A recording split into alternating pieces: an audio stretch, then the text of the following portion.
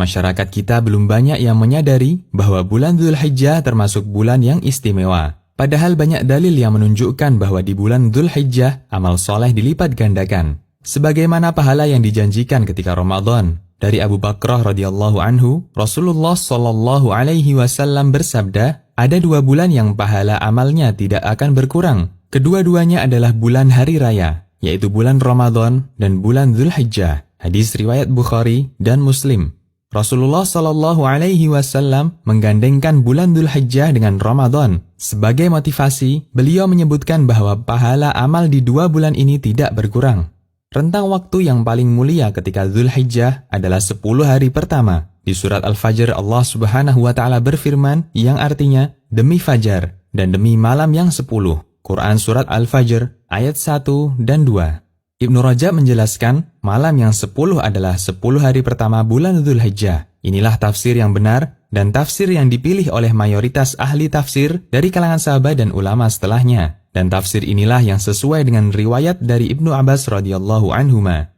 Allah bersumpah dengan menyebut 10 hari pertama bulan Dzulhijjah. Yang ini menunjukkan keutamaan 10 hari tersebut. Karena semua makhluk yang Allah jadikan sumpah adalah makhluk istimewa, yang menjadi bukti kebesaran dan keagungan Allah.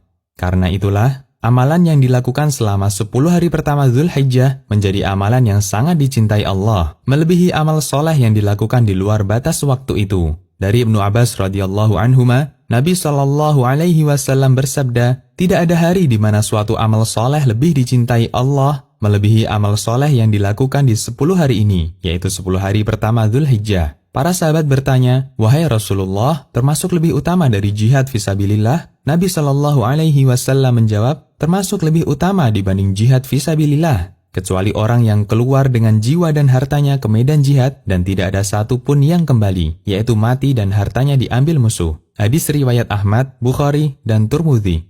Dalam riwayat yang lain, Nabi Shallallahu Alaihi Wasallam bersabda, tidak ada amalan yang lebih suci di sisi Allah dan tidak ada yang lebih besar pahalanya daripada kebaikan yang dia kerjakan pada 10 hari Al-Adha. Hadis riwayat Ad-Daraqutni dan dihasankan oleh Al-Albani.